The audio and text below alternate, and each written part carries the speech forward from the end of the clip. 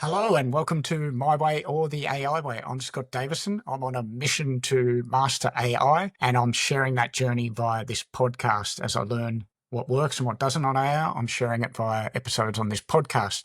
And that's what I want to do today. I want to take a look at image generation using AI. This is something I've dabbled in previously, but over the last couple of months, firstly, my skills have improved a lot, but also the tools themselves have really improved. In particular, ChatGPT recently upgraded their image capabilities, and it's now much more powerful than it was even a month ago. So I thought now's a good time to go back and really go deep on this and to really try and stress test it. So I wanted to use practical real-life examples to see where it can be used very effectively, but also to try and find some of the limitations of things that it perhaps struggles with or isn't quite good at yet. Now, as I mentioned, I'm using ChatGPT version 4.0 and I'm on the paid version, so I'm paying about $20 a month. If you're using the free version of ChatGPT, it doesn't yet have image generation capabilities, but there are some free tools out there if you want to just play around with AI images. Flux is one free tool that's a specialist AI image generator. Flux, F-L-U-X. Midjourney is another one that's slightly more powerful, but they have a free trial if you want to start experimenting. And the Google AI Studio, so the Google image generator, I think it's called Imagen, is apparently very good, and that's free at the moment. So that's another way to play around before you commit. Now, this is going to be a pretty visual heavy demonstration. I'm going to be showing you my ChatGPT window so you can see the prompts I've used and also the images that I was able to create. But if you're watching this on YouTube or even on Spotify, you can flick on the video. You'll be able to follow along visually. If you're just listening to the audio version of this, then please keep listening because the concepts I'm explaining are what's important. So you'll get value out of just understanding what it can and can't do. And if you want to go and watch the video later, I'll put a link to the YouTube video in the show notes. And I've also created a document, which I'll link to in the show notes, where you can go and see the images, but also see the exact prompts that I've used if you want to replicate those yourself. Hopefully you get a lot of value out of this episode. I've been working on this image generation for the last couple of days, so let's get into these examples. I'm going to start screen sharing now. What I'm sharing is the ChatGPT window where I've been working on these prompts and images, so you'll be able to see the results.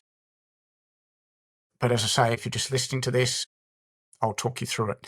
So I wanted to start with some examples of what I've found ChatGPT to be really good at in terms of image generation.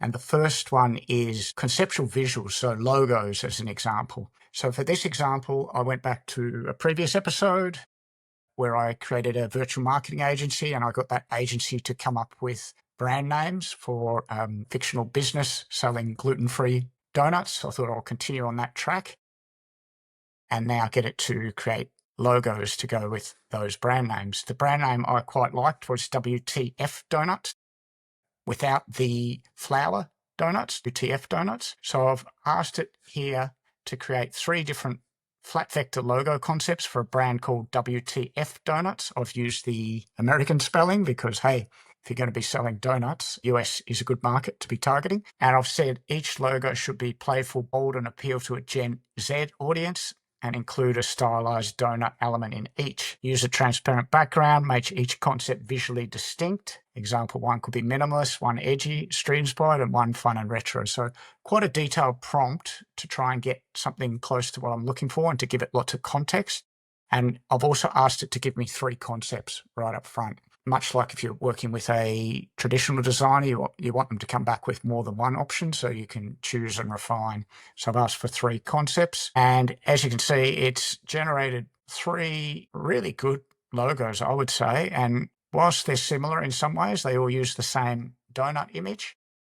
Quite different font usage, quite different styling elements, and quite a different look and feel. So there's 3 really good logos there that I could choose from or continue to refine. Now, logo generation is something that in the past has been quite time consuming and often frustrating and expensive. I know in my past I've used very expensive agencies to create logos, and you often spend a lot of money and maybe get a mediocre result. I've also used freelance designers via fiverr.com or freelance.com, and you probably get a logo for maybe $500. But again, it takes quite a while by the time you find the designer you want and then brief them in, and then another week or so for them to come back with concepts. And often, if you don't like the first concepts they come back with, it's hard to get them to do more. Whereas with AI, the great thing about this is you can just keep asking for more and more ideas and it never tires because it's a robot, not a human. So yeah, very good at image generation for logos, certainly for logo concepts. In this case, if you're a small business, this logo is ready to go, in my opinion. Obviously, if you're a large corporate, you might want to do some additional trademark checking to make sure no one else is using it, or you may want to take this concept and get a professional designer to really refine it. But they're pretty professional logos that took a couple of minutes instead of a couple of weeks. So logo generation, very good at that. I wanted to try it out on some other examples, social media assets, for instance. This is something that, again, can be quite time consuming. I did use ChatGPT originally a couple of months ago to come up with that podcast cover image that I'm using, which you'll be able to see wherever you're watching this. And I was really happy with the results it came up with, but what it wasn't able to do at the time was take my photo and apply it to the concept. I asked it to make it look like me, but as you can see, it didn't really look that much like me. So I thought I'd go back and try a different example this time. And that previous episode I did on the virtual marketing agency, that's actually done pretty well on YouTube, better than all the other episodes. And YouTube's a channel I haven't really focused on much, but I thought I want to see if I can get better results for that video. And one thing that I know can make a big difference on YouTube is having a custom thumbnail for each video. So I thought I'll try and generate a thumbnail image for that video to see if I can get even more views on it. But before I asked it to go ahead, what I've asked it here is, I want you to create a YouTube thumbnail image, but before you start, do you understand best practices? Just to understand if it knows what it needs to create for a YouTube thumbnail. And it's given me, yes, I'm across best practices. Here's the technical specs. Here's some of the design best practices. And these are all in line with what I've read elsewhere, including this point here, which is to include close-up faces. This is what I've read, is that if you have a photo or an image of the person who's presenting, usually with a funny look on their face, that tends to perform really well on YouTube thumbnails. So I've actually taken a photo, a selfie of myself saluting in line with the Top Gun theme of that virtual agency. And I've uploaded that in the next prompt. And I've said, here's a photo of me. Please use this to create a YouTube thumbnail utilizing the best practices and featuring a picture of me with a navy and yellow color palette styled to match a modern AI and tech podcast. And the theme is inspired by Top Gun with subtle references like a jet icon or military style motif. Make the background dynamic but uncluttered. And I asked it to leave space on the right for me to put the title, My AI Dream Team, because often it has problems putting text on images. So I actually asked it not to do that. And the overall tone should be fun, futuristic, and clean. So quite a detailed prompt again. And interestingly, what it's come back with, it's actually ignored my request to leave the space for me to add the text. But fortunately, it's got the text correct. Certainly good enough. It's got My AI Dream Team on the right, and it's taken the image I uploaded and applied that on the left. Interestingly, if you look really closely, it's not actually the same photo of me. It's kind of applied a few different stylistic elements to it, tidy up the beard and sort of change the facial features a little bit. But at first glance, I thought it was me, and it's certainly good enough for this test I'm doing on a thumbnail image. So that's a really good example of someone like me who's just running my own YouTube channel. In the past, that was probably something I wouldn't have had time or skills to do. I can now generate thumbnail images for YouTube in a matter of minutes, and you could use that for other social media assets as well. So it's very good at that sort of stuff. Another thing I've found it's very good at is simple icons and graphics. This is an example I did a couple of weeks ago, actually. I was doing a brochure for a client, a travel agency, and we were having a Melbourne Cup theme. So I asked for an icon of a jockey. Here's the prompt I used. Gold icon of jockey on a horse galloping to the right. Flat modern style, transparent background. So a pretty simple prompt in that case. And as you can see, it comes up with pretty good icons, certainly pretty professional and something I could use. Interestingly, it's different from the same icon I got when I used that same prompt a few weeks ago, and I'll talk more about that. But again, within less than a minute, I've created an icon that I can then use in a brochure or on a digital asset. Really cool, really cool.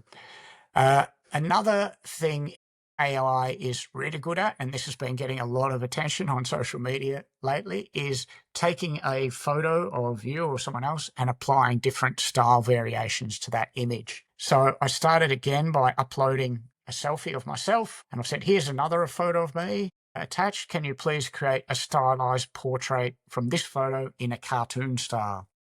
And bang, here's what it spat out, a very professional looking cartoon image. Doesn't really look a lot like me in this case, but still quite an impressive result. I now asked it to use that same photo and create a Ghibli anime style. This is something that has been going viral, everyone creating these Ghibli images. Ghibli is a design studio in Japan with a particular style, and everyone's been creating those. So I thought, let's apply that.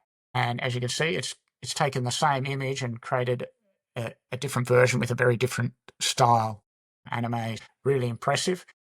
And I then asked it to create a stylized portrait of man based on the same photo in the style of an 80s action movie poster. This is a prompt I got somewhere else, so it's got quite a bit of detail about what needs to go into that. Heroic intent, think muscles, grit, and confidence, and apply a warm, saturated color palette typical of 1980s movie posters. Make it bold, over the top, and visually striking. And this is what it's come up with. It's actually a really impressive, professional image, but it doesn't look a lot like me. In fact, it looks nothing like me. And I think where I went wrong there is I asked it to base it on the uploaded photo rather than being specific that it had to use the same photo. So I could probably play around with that and make it look more like me, but still a really good example of how it's taken an image and applied a 1980s action theme to it. Now, another thing that's been going quite viral on social has been everyone creating action hero figurines of themselves. So I've taken the prompt that I got for that and I've said, now I'll take the same image and create a collectible action figure titled AI Guru in a sealed plastic blister pack on a cardboard backing. And the figure is posed confidently inside the transparent plastic shell, surrounded by 3 accessories that reflect their personality or career. So quite a detailed prompt that I saw of how to create these action heroes. I'll include that in the show notes. And yeah, voila, here it goes. It's created an action hero, Scott Davison action figure. It's missed out the bit about AI Guru, but it has included 3 accessories or toys that go with the action figure that are all AI related. And it does look like me, perhaps not my body. That looks more like Chuck Norris's body, being the action hero. But the face is close enough that people who know me would recognize that as me. And a really fun thing to play around with is those action heroes. So yeah, you can have a lot of fun playing around and applying different styles to images. It's probably not the most useful use case in terms of a business context. It's probably something you would use more at home with family photos. But perhaps you could use it internally in team photos and images to play around with different styles. But it's certainly a very impressive use of AI, the way it can apply different styles to an existing image. The 5th example I wanted to show is I've found it's very good. Much like if you give a more detailed prompt, it'll be more likely to get what you want. If you've got brand guidelines for your business or your brand, you can upload those and ask it to apply that when doing image generation. So for this example, what I did is, to start with, I just asked it to create a generic image that I was going to use in a poster for a credit card company. I said it should show 2 people, a male and a female, in a cafe paying for something with their credit card, and it should be modern and fresh with 2 people in focus and the background slightly out of focus, and to use middle-aged people. One is Caucasian, the other is Asian background. So this is a typical brief for a corporate poster or ad, and it's actually created a really realistic image. Those look like real people to me, not AI-generated people. And as per the brief, the background's blurred, they're holding a credit card, they're in a coffee shop and they're paying for something exact kind of image that would be used in a credit card advertisement. I then went to the MasterCard website, found their brand guidelines and their logo, and I put a link to that in the prompt, and I said, can you now make this look like a MasterCard ad? Interestingly, it's come back and said, oh, I can't actually use the official MasterCard logo. This is an IP restriction that they've obviously put in place, but it was able to read the brand guidelines and the assets. It's given me a summary of the very detailed document they had, their colors, their fonts, etc. And it said, now, would you like me to apply that and just leave the logo off? And I've said, yeah, leave the logo off. I'll add that later. Apply the brand guidelines, but leave a space where I can insert the logo. Again, it's ignored that request, but it's done a really good job of applying the MasterCard look and feel to that ad. It's even picked up the appropriate strapline, priceless, from the MasterCard brand guidelines. And that looks like a pretty good mock-up of a MasterCard ad. I then went to Visa and found their brand guidelines. That was a PDF document in this case. So I've downloaded that and then I've uploaded it to ChatGPT, attached it to the prompt and said, now apply these Visa brand guidelines, which I'm uploading. And again, it's given me a summary of that it's understood the details of the brand guidelines. And I've said, great, now go ahead and create the logo. This time I said include the logo actually, just to see what happened. And it asked me if the ad was for print or for digital usage. And I said it's a print ad in a magazine. And this is where it gets interesting. So it's actually, even though I've asked it to keep everything the same, this time it's used a different image of two different people, still in the same context, but clearly different people. And even though I asked for a print ad, it appears to have applied a digital ad. So it's misunderstood some of my instructions. But what it has done a really good job of is interpreting the Visa brand guidelines, applying their colors, their strapline, and in this case, their logo. Perhaps it's a very close approximation of their logo, so it's not infringing IP. But yeah, a really good example of how it's been able to apply brand guidelines of Visa and brand guidelines of MasterCard to the same image and create quite professional, at least a mock-up of an ad that you could then take to stakeholders to get approval. Probably if you're Visa or MasterCard, you don't want to be using an AI-generated image like this in your final ad, but it certainly speeds up the process of coming up with concepts. And it won't be long before the AI-generated images will be completely realistic and impossible to spot. You'll start to see more of this usage. Really fast, really effective use of AI for ad generation. So let's talk about some of the examples where I've found AI to struggle a little bit, or to have some limitations. The first one is anything with a lot of text. You often find if you're applying text to an image, it will struggle with the text. It might get spelling mistakes or a bit off center. So I wanted to show examples of that. The first example, the logo actually worked perfectly. It obviously has got a lot better at text on images, but I wanted to try and create something that was highly complex with a lot of text. So I went back to the recent episode I did where we talked about some of the research into AI adoption amongst Australian SMEs. I thought this would be a good one to create an infographic summarizing what was in that episode. So I uploaded the transcript of that episode. And I said, based on the transcript of the podcast, which is attached, about AI adoption among Australian SMEs, please create a flat style infographic. And I've said, include the title, Adoption in Australia, Small Businesses 2025. And I've given it quite specific details. So break the infographic into 5 sections, 1, 2, 3, 4, 5. And in each section, please include a heading and 1 to 2 bullet points or stats with supporting icons and visuals. So we've got icons, we've got text, and we've got multiple sections. And sure enough, this is where I hit the limits. As you can see, it's actually done a reasonably looking infographic, but once you look at the details, this would not be usable. I asked for 5 sections. It's sort of got 4.5, and then it's just chopped off the 5th one. It must have run out of capacity there. And it's applied the same copy, not enough funding in multiple sections. Some of them have bullet points, some of them don't have bullet points. So there's quite a bit of inconsistency crept in there.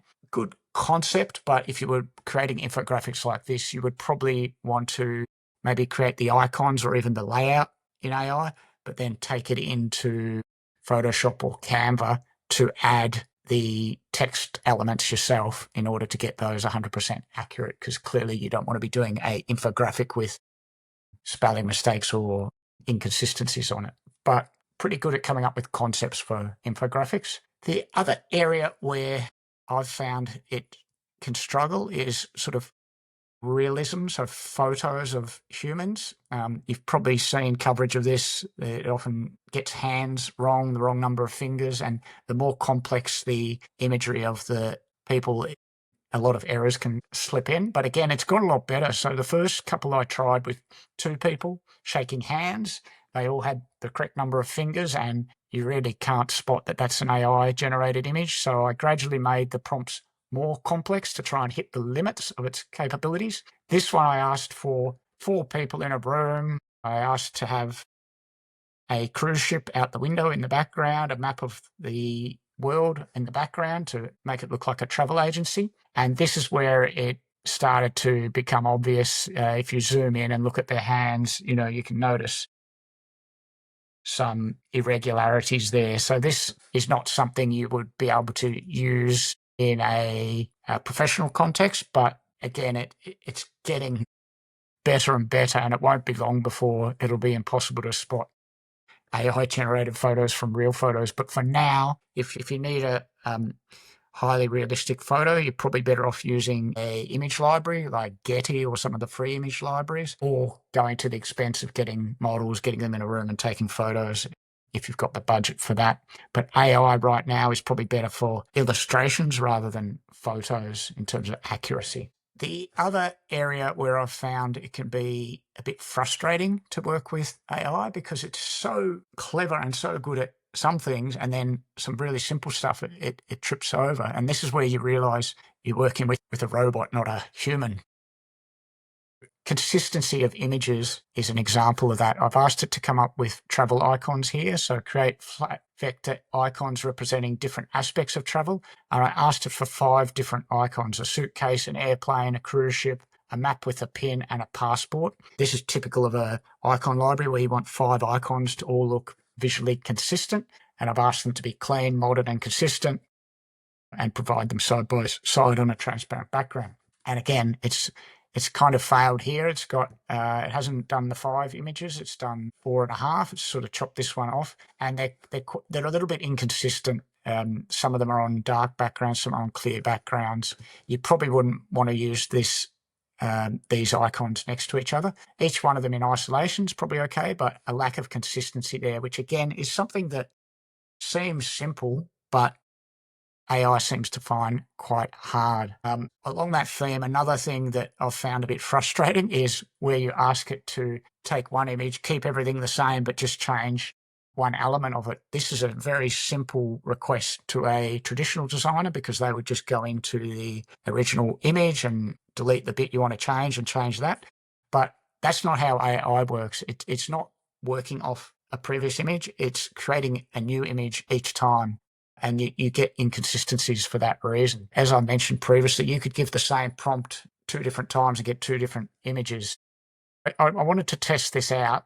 I've used a very cheesy example here. I've asked it for an image of 2 people giving each other a high five with the caption, "There's no I in team," a cheesy poster that may go up in an office. And then I've asked it, okay, now keep everything the same, but change the phrase to say, "Teamwork makes the dream work."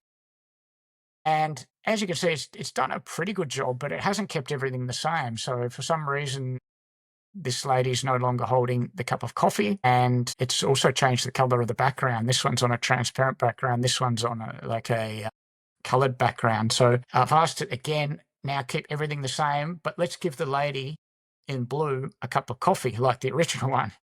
And this is where it starts to show the inconsistencies. It's now added back in a cup of coffee, but instead of having the yellow cup of coffee, it's now a blue cup of coffee.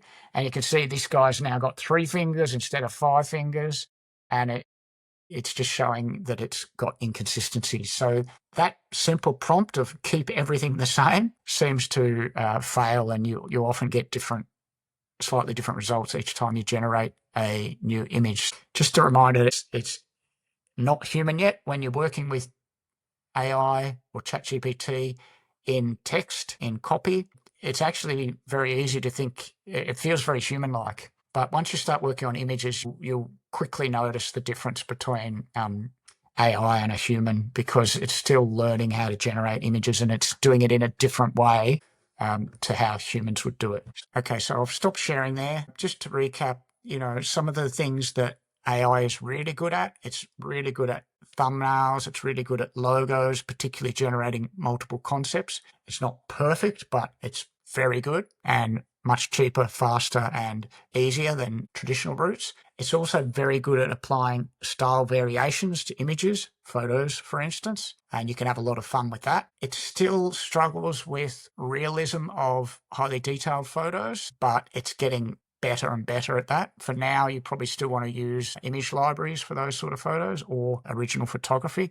But as I say, it won't be long before it's able to generate completely realistic photos. And it still struggles with text-heavy images. So in the case of infographics or things with a lot of text, you're better off to create the elements of it in AI, but then take it into Canva or Photoshop and add the text yourself. But really, experimentation is the key. So start playing around with it. If you haven't already, you'll get better at prompting. You'll learn what works and what doesn't. If you want to replicate any of those prompts I've used and tweak them, I've included them all in the document, which is in the show notes. So you can just copy and paste that and start with that as a basis. And like I say, have a play around, try things. It's getting better and better. And the more you use it, the better you're going to get at it. Hopefully you've enjoyed that episode. Hopefully you'll go away and try some of that yourself. If you create any images, any cool images, please tag me in them or send me a note. I'd love to see what you've created. And yes, I hope you enjoyed that episode and found it helpful. Once again, thank you for joining me on this journey to learn more about AI. Until next week, I'm Scott Davison, and this is My Way or the AI Way.